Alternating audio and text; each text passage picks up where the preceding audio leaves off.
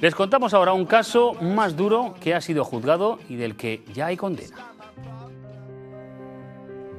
Este hombre ha sido condenado a 10 años y 9 meses por violar y maltratar a su expareja. Ocurrió la noche del 23 de diciembre de 2020. Aún vivían juntos, pero separados. Pero ya no iban a convivir más. Tras quedar en casa de un amigo común, él se puso celoso y al llegar al domicilio situado en Molina, allí la humilló y la violó. La víctima, cuando volvía a casa con su expareja y notándolo ya alterado, tuvo la idea de dejar el móvil grabando y el archivo de sonido resultante fue admitido como prueba en el juicio y reproducido en la sala de vistas de la Audiencia Provincial.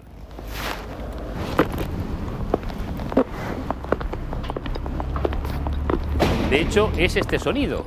Eso que escuchan es ya dentro de la casa. Ella lleva el móvil en su ropa, camina por casa y él le sigue su expareja. Lo primero que hace ella es meterse al cuarto de baño. El acusado se mete a continuación, la insulta, le manda que orine delante de él porque dice eso es lo que hacen las zorras, es literal. Él literal lo que él dice. Ella se niega y luego intentará que le toque los genitales. Como no lo consigue, la arrastra al piso superior donde ella sigue resistiéndose. Él la amenaza, le dice que si quiere contarlo, tiene que acceder a lo que le pide. Ella unas veces le grita que no y en otras le suplica que lo deje y no le haga daño. ¿Quieres estar bien? ¿Quieres estar bien? ¿Quieres estar bien? ¿Quieres estar bien? ¿Quieres estar bien? Mañana hazle el coño y ahora te joder. Tienes dos opciones, o por la buena o por la mala. La buena o por las malas. Ese es el sonido debidamente posproducido. Le amenaza con si quería estar bien al día siguiente y que lo conseguiría por las buenas o por las malas, le decía. Al final, con maltrato, fuerza y contra la voluntad de la mujer, la violó. El audio que se expuso en el juicio también recoge esa parte. Se escucha el rítmico movimiento que no hace falta describir. La mujer, al terminar, huyó y pidió ayuda a los vigilantes de la entrada de la urbanización. Durante el juicio, el acusado se justificó diciendo que aquello era una especie de juego sexual consentido, pero cuando llegó la policía a casa había dejado notas despidiéndose como si fuera a autolesionarse por estar arrepentido.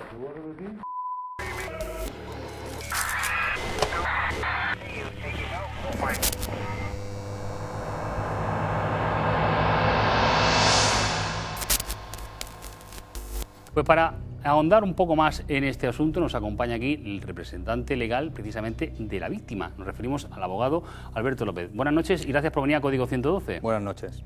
Estamos aún sorprendidos por el caso, por la dureza y lo que se recoge. La primera pregunta que nos gustaría hacer es ¿cómo se encuentra tu cliente después de una experiencia tan traumática, 2 años después y también después del juicio que ha sido tan reciente? Bien, respecto al juicio, se encuentra ciertamente satisfecha, con la sensación de que se ha hecho justicia. Bueno, y con respecto a la situación, ella en la que se encuentra, su situación clínica, por así decirlo, básicamente tiene el típico cuadro clínico de una persona que ha sufrido una agresión sexual y como quedó de manifiesto en el acto del juicio. Claro, de hecho, los psicólogos o psicólogas que la evaluaron constataron el daño tan terrible para su integridad, en este caso psicológica, que le supuso este hecho tan traumático. Constataron determinadas secuelas que le había ocasionado este hecho delictivo, principalmente el estrés postraumático, que lo calificaron como agudo, crónico, incluso con necesidad de que continúe con el tratamiento, y otra serie de secuelas como, por ejemplo, falta de autoestima, pérdida de memoria, pérdida de concentración, dificultades para conciliar el sueño, desconfianza, digamos que ha cambiado su vida. Y siguiendo por esa línea, no solo son las heridas físicas, sino lo que luego queda y se alarga, lo que no se ve, ese dolor interno o esa falta de confianza, como usted dice. Con respecto a las secuelas físicas, apenas existieron, de muy poquísima entidad. Lo que se ha valorado por parte del tribunal son las secuelas de carácter psicológico y por ese motivo hay una condena en cuanto a responsabilidad civil importante en concepto de daños morales.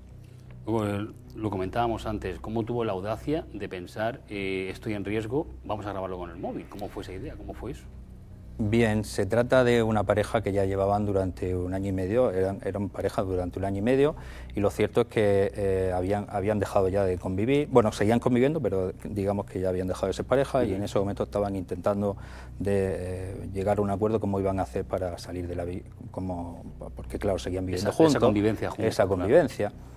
Bien, y lo cierto es que ese día se fueron, hablamos de las Navidades del año 2020, se fueron a cenar para intentar solucionar la situación en la que estaban, quién se iba a ir de la vivienda, con respecto al mobiliario. Bien, y en un momento determinado van a cenar a casa, van a tomarse una copa a casa de un amigo, tienen una discusión muy agria y deciden volver a la casa. Deciden volver a la casa y en ese momento donde él empieza a tener una violencia, o sea, una violencia verbal, unos actos de humillación, hasta ahora nunca visto por parte de ella. Y entonces en ese momento se activan las alarmas por parte de ella y decide grabar. Decide grabar durante un tiempo que transcurre en el vehículo y luego cuando suben a la casa, que es donde desgraciadamente se produce esa agresión sexual. Ahí ella pudo grabar, no sé, grabar pues, durante el tiempo que, como estoy diciendo, el tiempo que van desde la casa del amigo a la vivienda y luego durante la vivienda donde se produce esa agresión sexual. Por el testimonio de ella, que refiere la sentencia que no cambió un ápice en sus declaraciones, por los testimonios de la psicóloga, pero también por la grabación, queda clarísimo que es una violación, que él sabe y utiliza ese término y que ella jamás consintió nada. Sí, así quedó de manifiesto en el acto del juicio. Incluso la propia víctima relató con todo lujo de detalles cómo se produjo esa agresión y al término de la misma él mismo le manifiesta, ya puedes decir que te he violado. Eso ya, en el audio. Eso lo dijo mi cliente y eso consta en el audio. Ya puedes decir que te he violado, ya me he arruinado la vida, ya todo me da igual. Y por supuesto, en fin, eso consta en el audio y eso es lo que hace que se terminen de activar las alarmas por parte de mi cliente, porque ya había dejado ya había finalizado esa agresión sexual. Sale de la vivienda en pijama, de la manera que pudo, coge las llaves y se va fuera de la vivienda.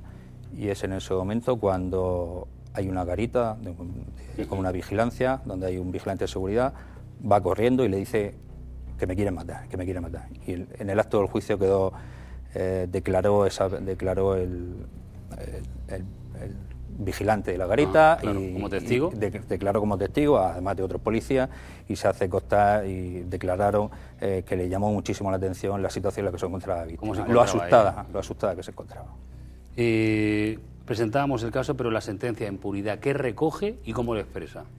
Bien, la sentencia recoge al autor, ha sido condenado por 2 delitos, un delito de violación, le han condenado a 10 años de prisión, el recorrido de la pena es de 7 a 15 años, atendiendo a la gravedad de los hechos, el tribunal entiende que la pena ha de ser 10 años, e igualmente a una orden de alejamiento durante el tiempo de la condena, así como una vez finalizada la misma, durante 10 años más ha de haber una orden de alejamiento.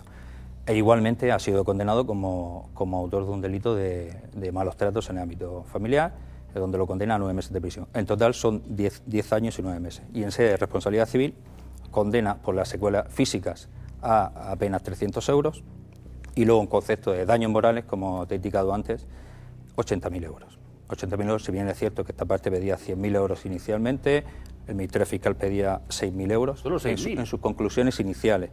Lo cierto es que tras la práctica de la prueba en el acto del juicio se pudo escuchar la psicóloga del CABI, psicóloga pública, donde pudo relatar la situación, las secuelas que podía tener esta chica y el Ministerio Fiscal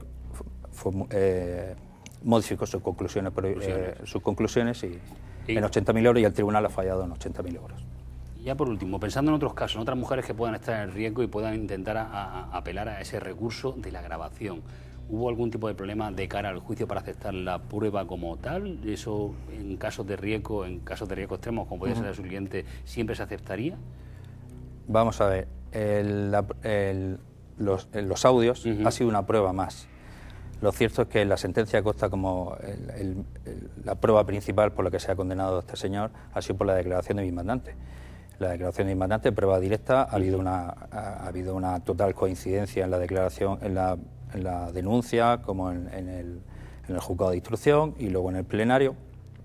El juzgado entiende que se dan todos los requisitos para que esa declaración sea válida. Hay una ausencia total de enemistad entre ambos.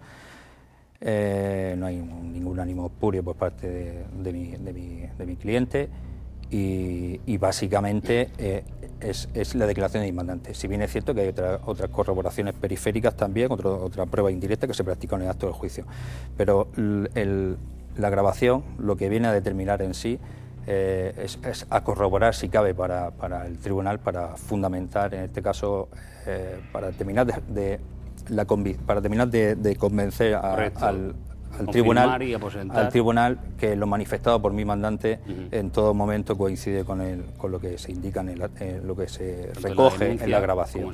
Lo que se recoge en la grabación.